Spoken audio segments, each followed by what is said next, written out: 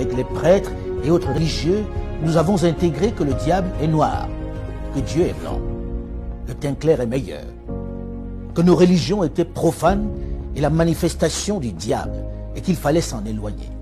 La plupart d'entre nous avons intégré que nous sommes moins intelligents que le blanc. Nos sœurs et nos mamans ont intégré le fait que les perruques, les moumoutes, longues et blanches, étaient plus beaux que leurs cheveux naturels. Il est venu le moment de sortir de cet obscurantisme. Il est venu le moment pour une jeunesse désormais bien formée et ouverte sur le monde, d'élaborer le narratif des Africains, de raconter notre histoire, de magnifier nos valeurs, de vulgariser notre savoir, notre conception de la vie. Bref, de récupérer la parole qui nous a été arrachée et de parler de nous, sans complexe, avec fierté. C'est pourquoi j'encourage les jeunes à produire autant qu'ils le peuvent, que ce soit dans la littérature, la culture ou dans le domaine de l'audiovisuel. Les programmes sur nos médias doivent ressembler à nous. Ils doivent refléter nos réalités. Nos feuilletons, nos films, nos jeux doivent ressembler à nous. Fini le mimétisme.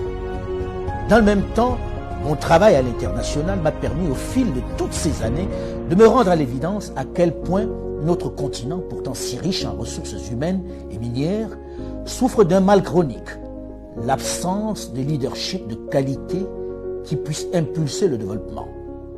Pendant longtemps, les diplômés, les cadres se sont trop contentés de gagner leur vie dans de grosses structures, abandonnant trop souvent à des aventuriers, des voyous de tout poil la gestion de notre bien commun. Des politiques sans vergogne qui se sont enrichis, plongeant nos pays dans l'abîme et le chaos.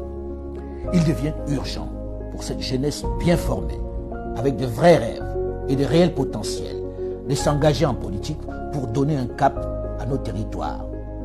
C'est eux qui doivent mettre un terme à cette pandémie qui fait plus de victimes que le paludisme, Ebola et le Covid-19. Il faut s'engager en masse en politique et travailler à changer les paradigmes. Il faut arrêter de laisser cette activité à des vieux essentiellement mus par la volonté de se maintenir aux affaires alors qu'ils n'ont aucun projet pour leur pays, alors que leur avenir est derrière eux.